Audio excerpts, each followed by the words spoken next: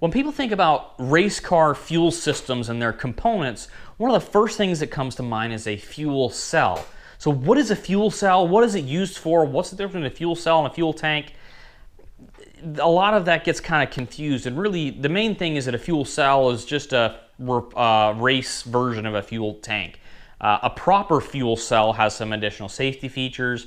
You know, you're going to be looking at spending upwards of $1,000 or so for a proper fuel cell. But I'm not here to talk about that. I'm here to talk about the cheap fuel cells. The $200, $100 aluminum boxes or plastic boxes you can buy from your favorite online speed shop like Jegs or Summit or even Amazon. Well, hello there. My name is Devin. Welcome to my YouTube channel, Doctored Garage. This is where I post videos of all the cars I'm working on, the drift events I go to, and me driving my old red AE86. I recently started to help with the drift events here at the Myrtle Beach Drift Series. Make sure to check them out, Myrtle Beach Drift Series, as well as my drift team, Unsung Legends, on all the social media. Thanks! This video was filmed over a couple of days, so that's why you'll see me change a little bit and as I cut clips together to try and make it all flow and make sense. Right, so why did I go to one of the cheap fuel cells? My car originally came carbureted and I wanted something that could set up for fuel injection. I would have to get another gas tank, which were for Corollas to get a fuel injected tank. At the time, they're really expensive and there weren't any aftermarket options. This was, you know, I'm talking 6 years ago.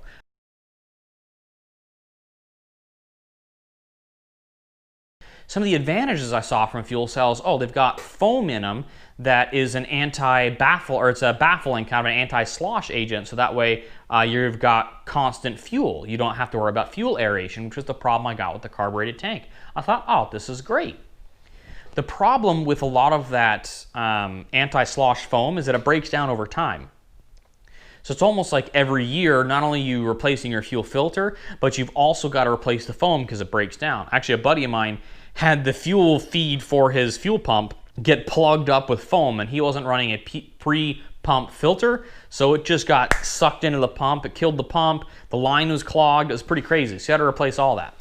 Okay, so you're replacing foam every so often. Make sure it's not breaking down, or you've removed it entirely so that way it's not causing issues with your fuel filtration or fuel feed. One of the problems with these fuel cells, these cheap ones, is that they all use an inline fuel pump. Well, at least that's how they used to be. Now they offer ones that you can use a bolt-in fuel pump setup. So that's one thing. Okay, you can use a bolt-in fuel pump that hangs in the fuel. This is great. And the reason why an in-tank pump is preferable, to me at least, is that when they're in tank, they're cooled by the fuel. So using an inline pump, I've had issues with killing pumps because of the heat and that generate, you know, the pump itself generates heat or the track generates heat. You know, I'm in Myrtle Beach, so temperatures get up to 100 degrees, 100% humidity. When you run on a blacktop, you know, the temperatures coming off of the track are, you know, 120 degrees or more. So all that heat kills fuel pumps. And I notice as the day goes on, the pump gets hotter, it gets noisier. I stop, I cool it off, it gets quieter. One of the main things that I dislike about inline fuel pumps is the noise. Another problem with this type of fuel cell is that you don't have a fuel pickup filter like you do like a sock filter like in a stock tank. The filter element that you got to use, you got to make sure you get a large size filter element. If you get one of the ones that's like the size of a quarter, it's going to get plugged up really quickly. And I killed 2 pumps that way, not realizing that. So you get a large size filter with the right micron count. And there's some debate about that. I don't want to get into micron count at all, but just make sure you've got a good quality pre-pump filter. Then you need a second filter, just like you would, you know, on a factory setup. You've got to have a filter closer to the engine, where it's gonna, you know, filter it to a smaller micron size. That way, it's really keeping contaminants out of your injectors and out of your engine. Okay, so that's how that's all set up. My problem is I kept killing pumps from heat, I kept killing pumps from filtration, and so I got really tired of dealing with that. I also would get aeration and fuel surging as I would drift because I don't have a baffle in my fuel cell because it's cheap, and I don't have the foam because it breaks down. So there are 2 different solutions I could go with. I could go with a surge tank and add a second fuel pump and overcomplicate the fuel system more, or I can get an in-tank setup that's a little bit better. So let me show you what my current setup is and then what I am changing to. All right, it's a little dirty under here, but you can still see what I've got going on. This is my pre-pump filter. It's got a nice big size to it. The next thing here, this is my inline Bosch 044. Well, actually, it's the AEM version. It's totally overkill for my setup, but it's what I run because it was a cheaper inline replacement. You know, you'll notice I have this mounted on the side of the fuel cell, and the reason for that is that this pump is not meant to be a lift pump. It's not meant to pull a suction. It's meant to operate without having to pull any kind of suction. So I wanted to eliminate the load as much as possible. So I've got it, you know, mounted level with the bottom of the fuel cell, and I've got the line that comes off the back and comes around. This is my solution. This is an RCI fuel pump hanger. It's pretty neat. RCI makes this so you can retrofit a fuel cell that doesn't have an in-tank fuel pump with an in-tank fuel pump. That's nothing special. You know, it's got the flange here for where the normal fill hole is on the fuel cell, and then it's got a little, you know, just this piece here that comes down so you can strap a fuel pump to it. The fuel pump I'm using is a Dishworks 250, I believe, 250 IL, so it's their inline pump. The reason why I went with an inline pump is because I wanted to use this HYDRAMAT. This bit here, if you're not familiar, Holley makes these. Pretty much what it does is if just the corner of this is submerged in fuel, it picks up the fuel. It's such an awesome and incredible product. I'm super excited to use it. So this will eliminate some of the fuel slosh issues that I run into since I'm not using a surge tank. Now, by mounting the inline pump inside of the fuel tank, it should keep the pump nice and cool so it doesn't overheat on hot days. What I had to do to get this to fit correctly, the Dishworks pump is uses a -6 O-ring boss, or ORB. So I had to get adapter fittings to go from that to a 3/8 inch pipe thread for the HYDRAMAT, and I had to get that to a 90-degree 3/8 inch barb so I can fit this fuel hose on here. I still got to add one more clamp to it, but once I do that, I can put it in the car, and then I've just got to run my fuel lines to it. All right, and there it is. Got my wires ran through here. They got a nice fuel safe connector here. I got my hoses on with hose clamps. Got my wiring routed. And this here is the return line. Something that Holley will tell you is that you need to make sure to run the return line as close to the HYDRAMAT as possible. That way it's constantly getting soaked in fuel. So that's what I did, is I grabbed another piece of fuel injection hose. This should at least be safe to be submerged in fuel, and it's ran right down here and ends up right there on the HYDRAMAT. The one downfall of this fuel pump setup is that it wasn't really meant for a fuel pump of this size. So when I'm filling up the tank, it's just dumping it. You can see, can you see it there? There we go. It's just dumping it right on top of the fuel pump. So we'll see how that goes. I might have to, at a later point, rotate this and put the fuel pump back here or something. That way it's not dumping right onto the fuel pump, but I don't think it'll be an issue. All this stuff is fuel safe. Fuel is non-conductive, so I don't have to worry about the wiring or anything. So this should be good to go. Now I just got to put it in the tank. Okay, so I already have the retaining ring in there on the bottom. Looks like this, except the one that came with it is metal. It's not plastic, and the bolts are welded to it because it's metal instead of just being in there. Got my cork gasket. Now, just got to put the HYDRAMAT in. I had to reclock some of the hose clamps, so to make sure these guys weren't in the way. This one actually was. So I've got the hose clamps reclocked. Now, when you're putting it in, if you watch the Holley videos, they actually put some duct tape around here. You just gotta be very careful that you're not gonna cut the HYDRAMAT. So, you gotta squish it down like so. I'm not gonna put any tape on it. I'm just gonna be extra careful fitting it in there. Okay, got that in. Now it's just a matter of doing the hardware up.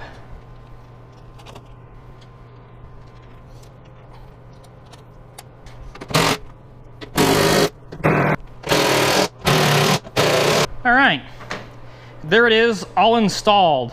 You'll notice it isn't fitting like perfectly square, and that's just because the cheap fuel cell, they didn't line the bolt holes up. So it's gonna sit a little bit off, and that's okay. So now I've got to run the feed line and the return line One of the things I really don't like about inline fuel pumps is the noise. I've used a Walbro 255. I've used a genuine Bosch 044. I've used an AEM, their version of the 044, which is a 400 liter per hour pump. That's what I just pulled off. Way overkill for my setup. I've used 3 different pumps. All of them are super loud. So then I switched to this Dishworks pump, which is an inline pump that I'm putting in tank, so it stays cooler, and because it's got the threaded fitting, so I could put the HYDRAMAT on and I could get it set up for the fuel pump hanger. Now the Dishworks is supposedly a lot quieter. It's still an inline pump, but supposedly it's quieter than the other counterpart. So let's go take it for a drive and let's see what I think about it. All right, here we go. Ooh.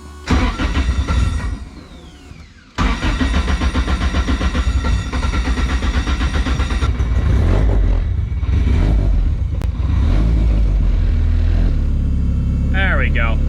So my car doesn't like to idle. I've got something going on with the idle air control valve, but I can already tell this is maybe a quarter or half the volume of the old fuel pump. It's just whining a little bit, but it's just humming away. So let's go for a drive so I can compare it to some of the other videos I've got of it idling or driving. You can hear my noisy clutch. And here we roll out. Man, this is so much quieter. This makes me so happy.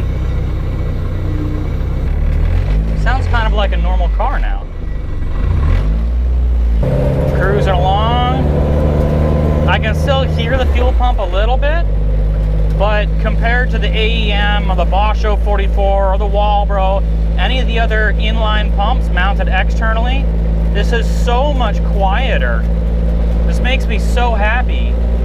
As I'm cruising along, I mean, it just reminds me of the old Walbros that I used to install in Subarus all the time, because you know, way back in the day when I got started into cars, I was building performance Subarus for a while. And that's what this sound reminds me of. All right.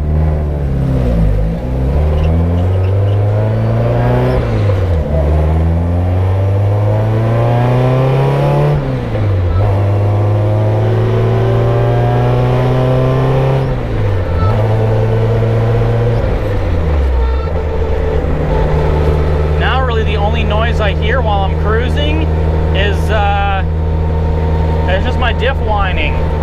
So that's awesome. That means I just got to rebuild the diff. I can hear that now because I don't hear this super loud fuel pump. Man, this is amazing. Now I can hear all the other noises that my car is making. So maybe it's not such a good thing. Now I've got a bunch of other things to fix to try and make the car quieter.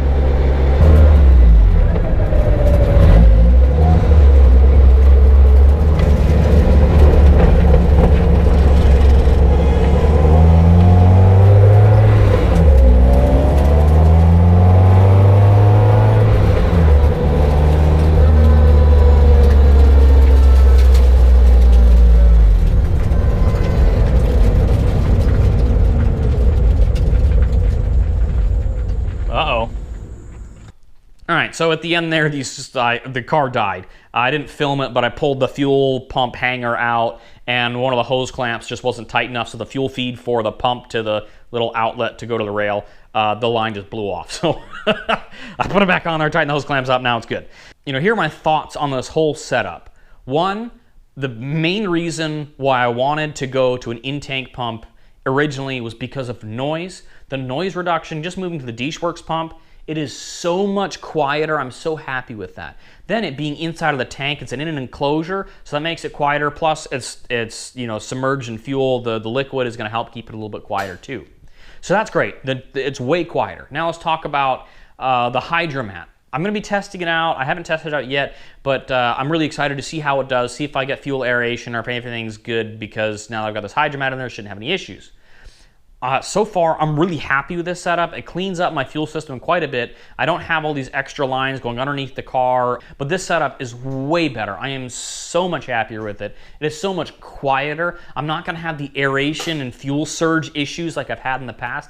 And hopefully, fingers crossed, this works out so my pump lasts a lot longer than just, you know, one season or half a season. Thanks for watching, guys. Like, comment, subscribe, share, all that stuff. If you got questions about the setup, put it in the comments and I'll try and get that all answered.